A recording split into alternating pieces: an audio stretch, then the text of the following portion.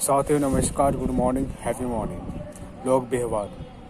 प्रिय जनरल, मुझे नहीं लगता है कि ली के बच्चे निकलने की गंभीरता से आप परिचित हैं।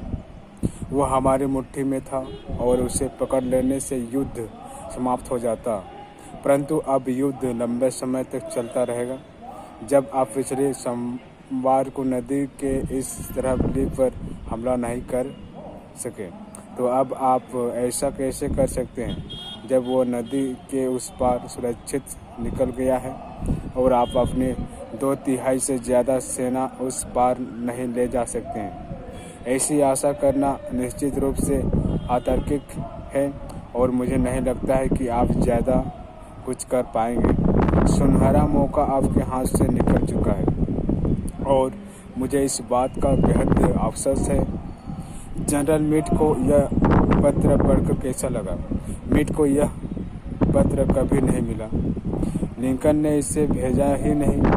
यह पत्र लिंकन की मौत के बाद उनकी फाइलों में मिला।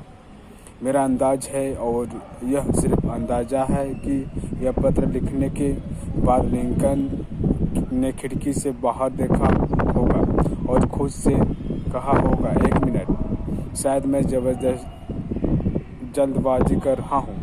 व्हाइट हाउस के शांत माहौल में बैठकर मीट पर हमला करने की सलाह देने मेरे लिए आसान है, परंतु अगर मैं गेटिसबर्ग में होता और अगर मैंने इतना खून खराबा देखा होता जितना मीट ने पिछले हफ्ते के दौरान देखा है, अगर मेरे कानों में भी घायलों और मरने वालों की चीख पुकारी गई होती, तो शायद मैं भी हमला करने के लिए तत्पर नहीं होता। अगर मैं मीट की तरह सुरक्षात्मक प्रवृत्ति का होता, तो शायद मैंने भी वही किया होता जो उसने किया था। वैसे भी अब मौका हाथ से निकल चुका है। अगर मैं यह पत्र भेज दूंगा तो इससे मेरी भड़ास तो निकल जाएगी, पर इससे मीट को बहुत ठेस पहुंचेगी। वो मेरी आलोचना करेगा और खुद को सही साबित करने की कोशिश करेगा। इससे दुर्भावना पैदा होगी। सेनापति के रूप में मीट की उपयोगिता बुरी तरह प्रभावित होगी और इसके बाद वो शायद सेना से इस्तीफा दे देगा। तो जैसा मैं पहले ही कह चुका हूँ, लिंकन ने एक पत्र रखा दिया। कटु अनुभव से वे यह जानते थे कि तीखी आलोचना और डांट फटकार हमेशा बेईमानी होती है और उनसे कोई लाभ नहीं होता। प्रसिद्ध लेखक मार्क ट्वेन कभी कभार अपना आपा खो बैठते थे और गुस्से में इतने गर्भ पत्र लिखते थे कि कागज तक जलने लगता था। उदाहरण के तौर पर एक बार उन्होंने गुस्से से एक आदमी को लिखा, आपको तो जिंदा दफना देना चाहिए। अगर आप ऐसा चाहते हो तो मुझे बता दें ताकि मैं बाकी इंतजाम कर दूं। एक और मौके पर उन्होंने एक संपादक को पत्र लिखकर यह बताया कि उनका प्रूफ रीडर मेरी स्पेलिंग और विराम चिन्हों को सुधारने की कोशिश करता है। ट्वेन ने आदेश दिया, अगली बार आप मेरे लिखे अनुसार ही छापे और प्रूफ रीडर से कहे कि वो अपने सुझाव को अपने सड़े हुए दिमाग में ही रखे।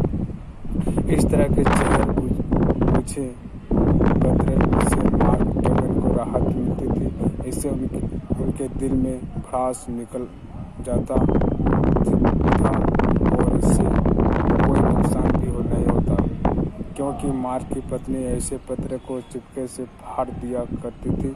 उन्हें कभी डाक के डिब्बे में डाला ही नहीं जाता। क्या आप किसी ऐसे व्यक्ति को जानते हैं जिसे आप बदलना, सुधारना और बेहतरीन बनाना चाहते? बहुत बढ़िया, यह बहुत अच्छा विचार है। मैं भी इसके पक्ष में हूँ, परंतु क्यों न खुद से ही शुरुआत की जाए।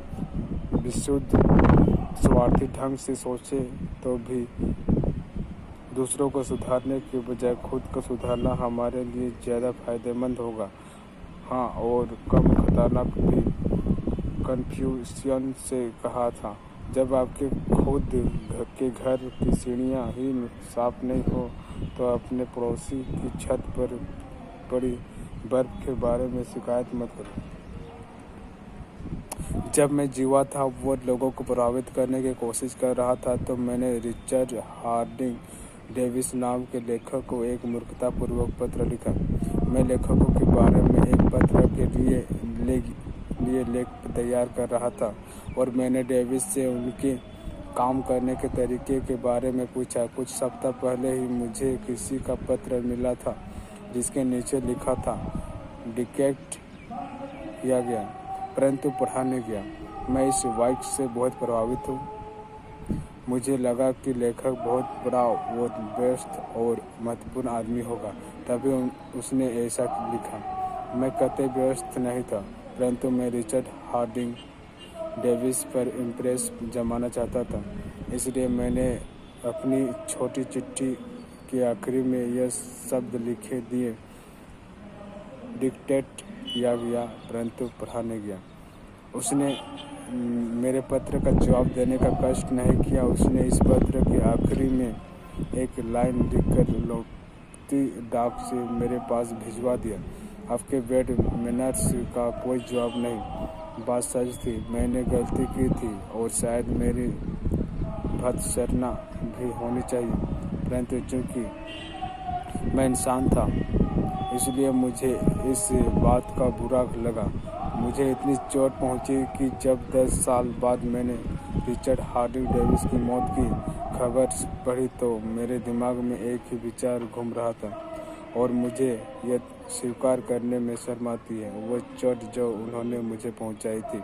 अगर आप और मैं कल किसी के मन में अपने लिए विद्वेष पैदा करना चाहते हो जो दशकों तक पलता रहे और मौत के बाद भी बना रहे तो हमें और कुछ नहीं करना है, सिर्फ चुनिंदा शब्दों में चुभती हुई आलोचना करनी है।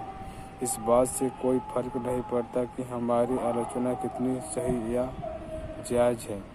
लोगों के साथ व्यवहार करते समय यह ध्यान रखना चाहिए कि तार्किक लोगों के साथ व्यवहार नहीं कर रहे, हम भावनात्मक लोगों के साथ व्यवहार कर रहे हैं जिनमें पूर्वाग्रह भी है, खामियां भी है, गर्व और अहंकार भी है। Thank you.